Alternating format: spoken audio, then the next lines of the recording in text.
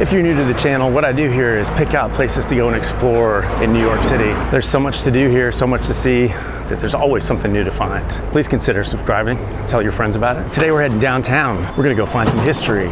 Let's go.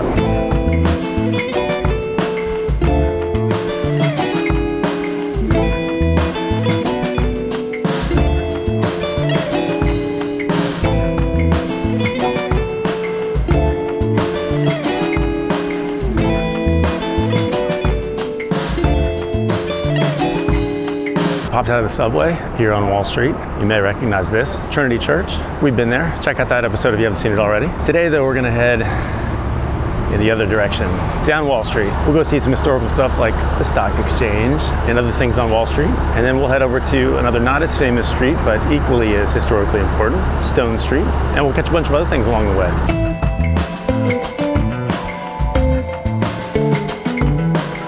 Back of the Stock Exchange building. Obviously a lot of financial institutions in this area. They all want to be close to the action, you know.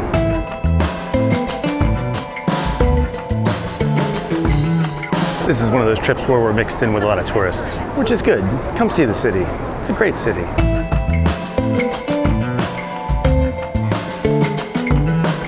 First off, the obvious building behind me is the New York Stock Exchange. Stock Exchange has been operating back to like 1792, but back then they were just kind of trading stocks in coffee houses and stuff. This building was built in 1903, and then they expanded it to this side. It's interesting to go back through pictures of what the trading floor has looked like over the years, because it's the same floor, but it's changed as technology's changed and as time has gone by.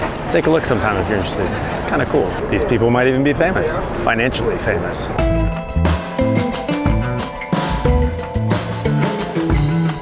Right across from the Stock Exchange, we've got the house that Morgan built. JP Morgan, the original monopoly guy, the financier. This is the bank that he built across the street from the New York Stock Exchange to be close to the action also. This building was built in 1914. When I say he wanted to be close to the action, he wanted to be right across the street from the action. That's the Stock Exchange right there.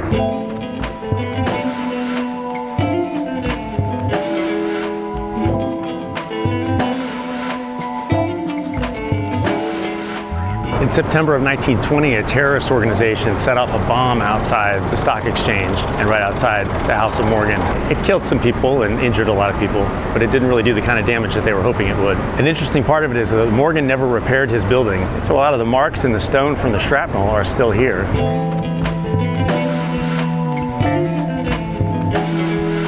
You know me, I don't wait in lines for these things, but there's the statue of the fearless girl who's still standing outside the Stock Exchange, facing down all the brokers. While we're here though, here's the next one. Also across the street from the Stock Exchange, over there in the distance is Federal Hall. We're gonna go over there next.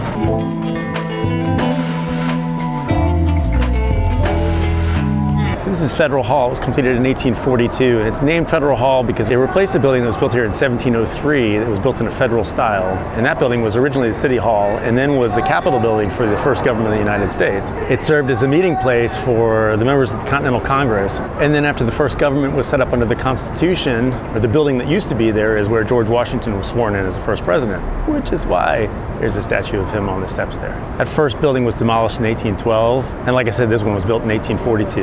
Now it's a museum, I think.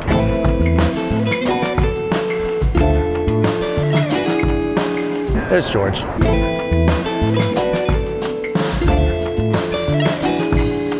All right, moving on. More history to see.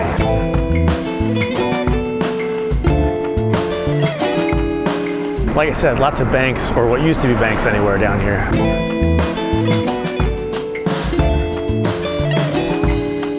Look, this subway station still has the IRT sign on top of it. That's a topic for another day. There used to be 3 different subway companies originally. The IRT was one of them. That was before they put them all together. Next, we're moving from finance to food.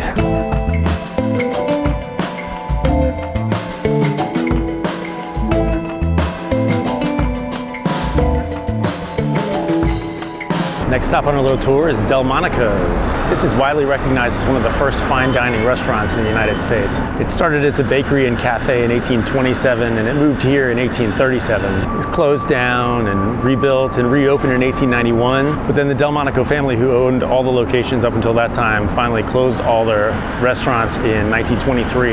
In 1926, a different guy bought this building and opened it up again as Delmonico's. 1926 was in the middle of Prohibition, so they actually had a speakeasy in the bottom bottom level. When Prohibition was repealed, this was actually the third place to get a liquor license in New York City. Food history.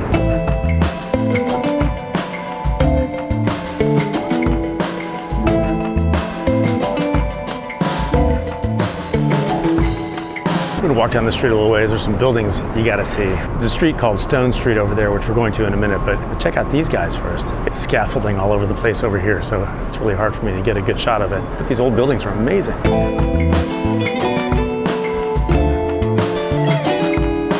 All right, now we're gonna go back up and around the block. Check out another historic building over here.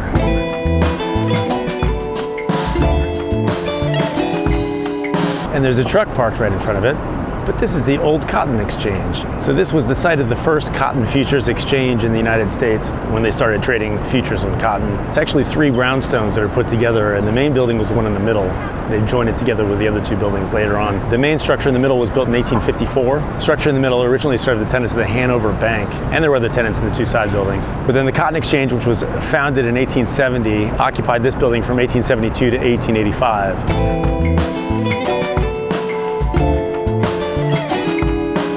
And then directly across the street from the Cotton Exchange is the Queen Elizabeth II September 11th Garden.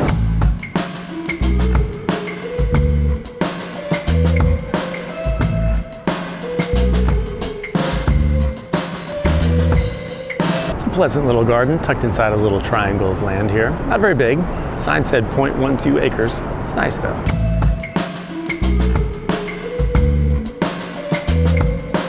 QE2 Garden, Cotton Exchange, and that leads us to our next destination, Stone Street, right there.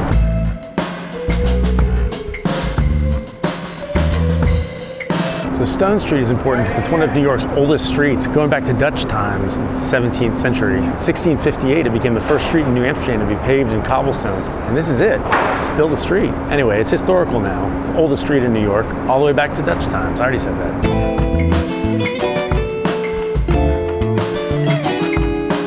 Now the street's closed to car traffic, and as you can see, they use it for dining instead. It's a cute little alleyway and a very old street. Lots of history. Speaking of history, there are lots of tours over here.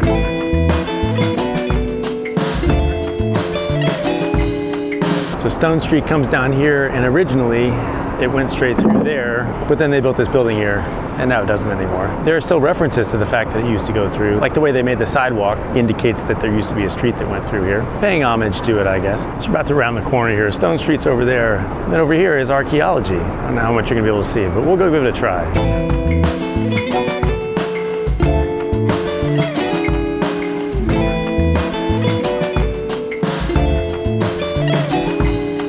So these are actually the remains of an old tavern, the Lovelace Tavern, which was right next to the Dutch City Hall back in the beginning of the colony. It's just some foundations, but it's cool. They uncovered them when they were building this building and stopped building for a while and did a whole archaeological excavation.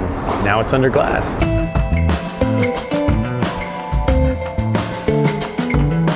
Similarly, here we have an 18th century cistern, a well.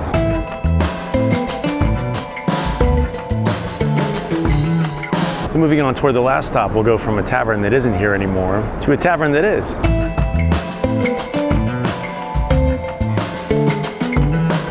So this is Fraunces Tavern. It's been here a long time. So originally, Stephen von Cortlandt, which is a name you might recognize if you know New York history, was the mayor of New York in 1671. He built his house here. Later, he passed it on to relatives who tore that house down in 1700 and built the building that's here in 1719. They sold the building to Samuel Fraunces in 1762, and he converted it into a home and a tavern. So a lot of early American history has happened here. Before the Revolutionary War, this is one of the meeting places of the Sons of Liberty. During the Tea Crisis, which was started by the Tea Act of 1773, they made a British ship captain publicly apologize here before the Sons of Liberty disguised themselves in Native American clothes and went and dumped tea in the harbor, just like in Boston. But then famously, after Evacuation Day, after the British finally evacuated New York, George Washington said his final goodbyes to his officers here, shared a drink with them, and then had personal words with each of them.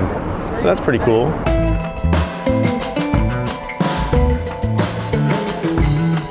That's not all. In 1785, under the first government, the Articles of Confederation, the Departments of Foreign Affairs, War, and Finance actually met at the Fraunces Tavern. So this was actually sort of a government building for a while. Now it's still a tavern, so you can grab a drink where Washington did, and I think it's a museum upstairs too.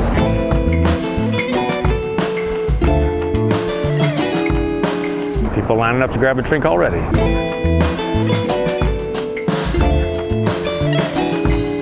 That was a fun little history trip. We'll head back over to Bowling Green to catch the subway. We're gonna go down there. You see down there is the old Customs House, which is now the Native American Museum. And that's at Bowling Green.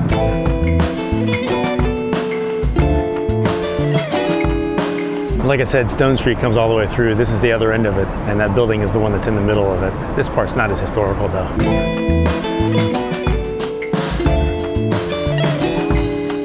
We're back here at Bowling Green. We visited that in our Battery Park episode. Check that one out if you haven't seen it.